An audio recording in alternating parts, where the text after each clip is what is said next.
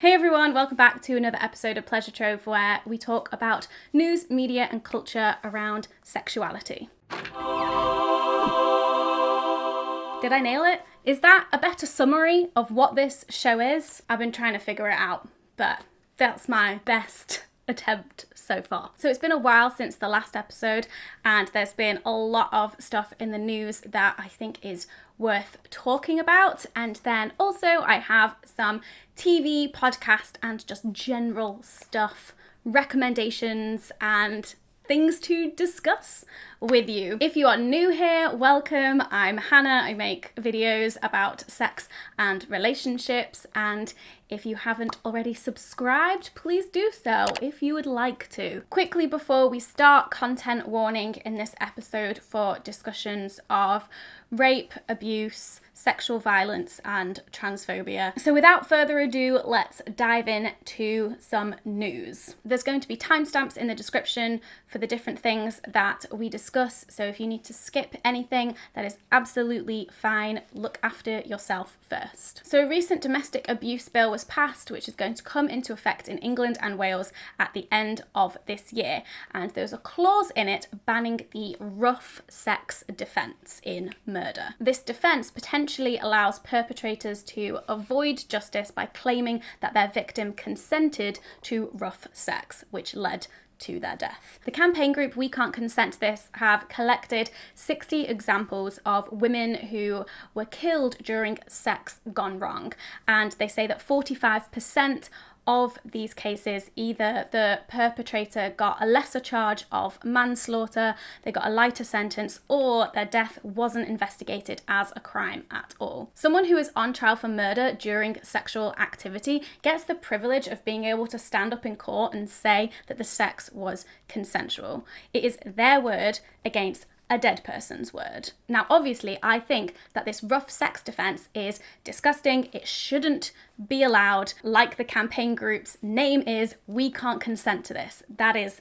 not consensual. That is not what consensual rough sex is. It does not lead to somebody's death. Now, here's the catch. There is actually no such thing as a rough sex defense to murder. It has already been established in common law that a person cannot consent to being seriously injured or killed. This has already been established. So if it doesn't exist, how are people using it as a defense, and how has this non-existent thing now all of a sudden been banned? We need to look at how murder law works. So in order to prove murder, the prosecution have to prove that the defendant intended to kill or intended to cause serious harm. So the defense of, well, I intended to cause some harm, but I didn't intend to cause serious harm or to kill, is what might get someone a manslaughter sentence instead of a murder sentence. So how does this work in the context of consensual rough sex? The defense isn't my victim consented,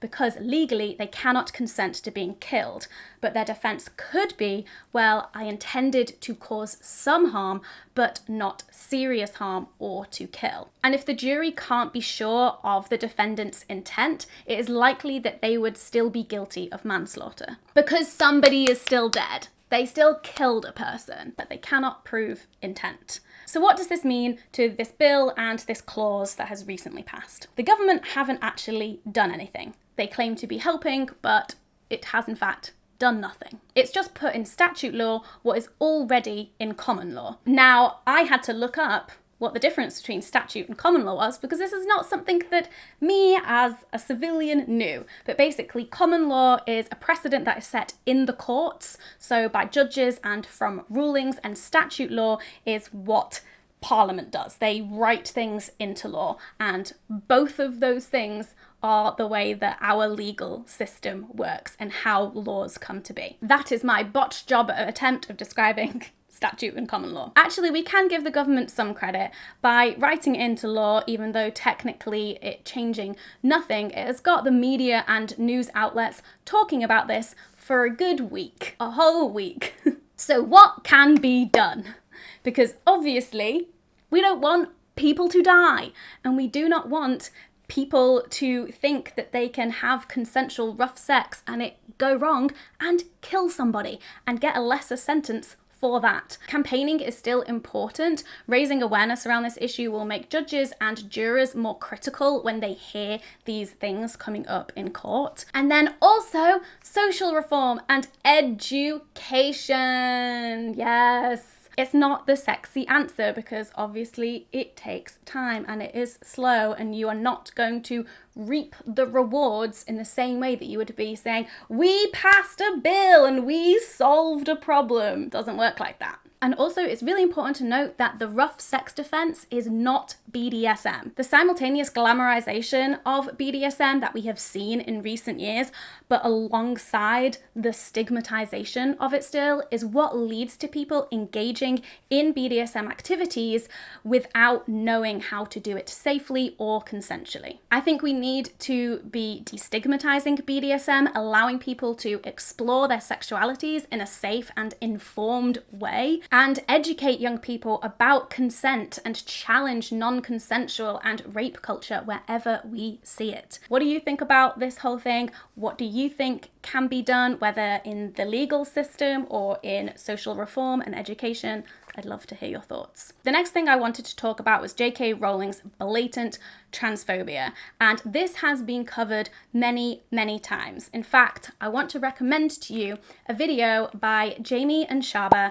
It is an hour long, taking you through the main points in J.K. Rowling's essay and debunking a lot of the transphobic comments that she says and why they are harmful, and offering scientific research and peer-reviewed studies to counter them and basically just say why everything that she's saying is bullshit. So if you haven't already, definitely go and watch that video. Then I'm also going to link to an essay about where J.K. Rowling's transphobia comes from. And this is a really great essay giving us a bit of an overview into the British media and how our journalism and our media outlets are so transphobic. The British media has this unrelenting obsession with attacking trans people.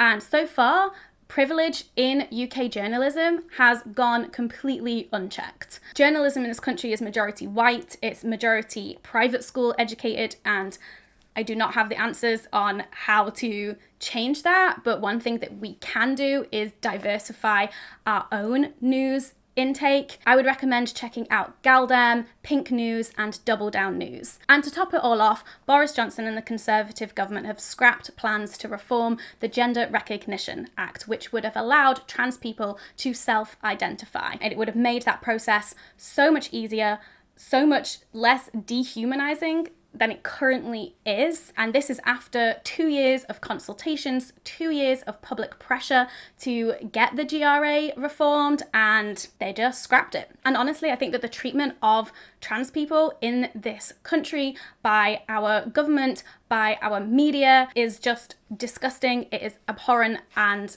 I just want to say to my trans audience that I really hope that this is a place online that you feel welcome and that you feel like you can be yourself and express yourself however you want to. And I'm so sorry that this country and society is a piece of fucking shit when it comes to recognizing your humanity and your human rights. And it's powerful people like J.K. Rowling who just make it all so much worse. She'll never be cancelled. She can't be cancelled. She is so wealthy, so privileged, and there are people who listen to her. I hope that you're doing okay. Bit of a tone shift now. Love a good tone shift.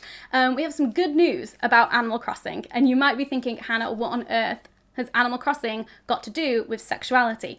Well, I read an article about how sex workers are using Animal Crossing, and I am so here for it. They're getting creative, working within Nintendo's restrictions in the game.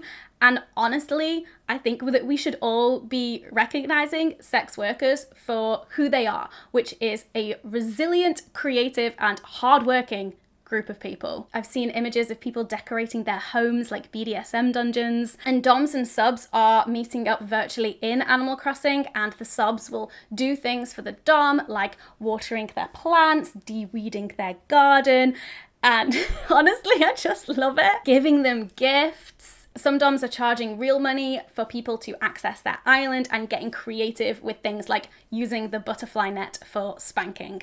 And I just love it. I love it. Okay, so now I have a podcast recommendation for you. It is Decolonizing Contraception's new podcast called The Sex Agenda. Now, Decolonizing Contraception are a collective of Black and people of colour who work in sex and reproductive health, and they are championing racial and reproductive justice within the field. Their podcast is fairly new. I've listened to the first 2 episodes. The first is about reproductive justice and the second one is about decolonizing sex education. Now, I know a lot of my viewers are obviously really interested in this topic because that's what I make videos about. But if you are in the field of sex education or sexual health, then I genuinely believe that this podcast is a must listen. Also, if you want to learn more about decolonizing contraception in general and the work that they do, check out their website. And also they have a Patreon, and I recorded an episode of my podcast with their founder, Dr. Annabelle Shoamimo, so you can listen to that to also find out more about her journey. TV favorite, obviously, I May Destroy You.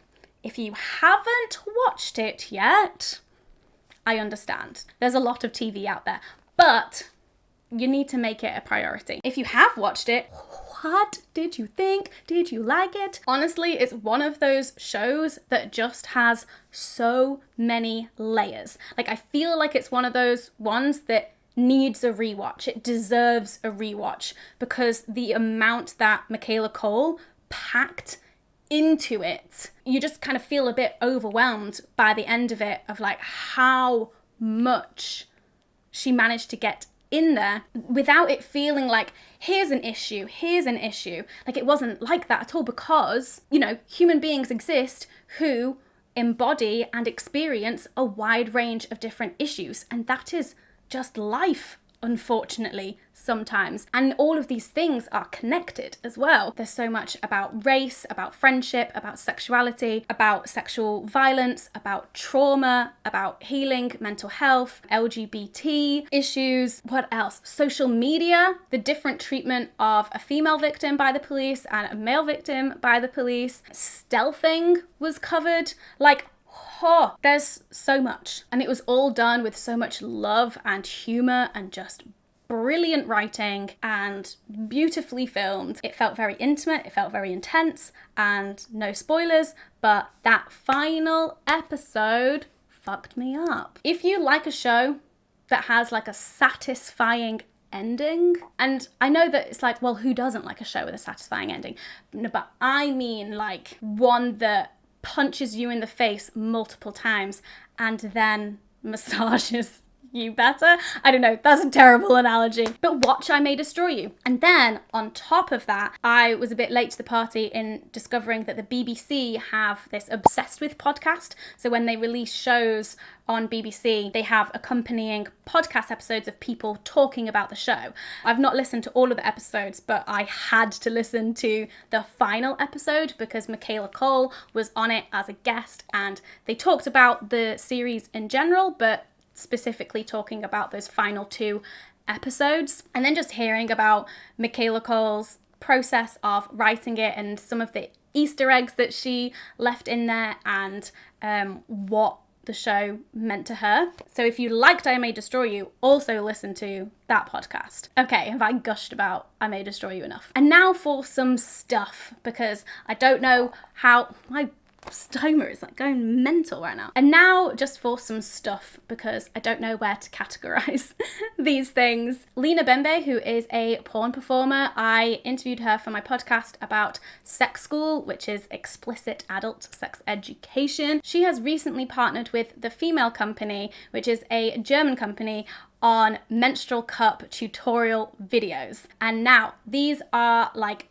fully nude, showing you everything on how to use a menstrual cup. They are now hosted on the Sex School Hub's website, but they were also originally hosted on Pornhub because they showed her vulva. Like, you can't put that stuff on YouTube, but you can watch them on Sex School's website now. So if you are interested in learning how to use a menstrual cup, or you're just interested in like being exposed to nudity in a non-sexual context, so you can, you know, get used to that because nudity isn't inherently sexual, then there you have it. And then also somebody recommended to me this tarot deck called Slutist Tarot, which is like a sex positive tarot deck with all of these amazing imagery on it. Unfortunately, I'd already purchased a tarot deck that I'm still getting to grips with and like learning about all the different cards and stuff. So I thought best to kind of like learn with that deck before I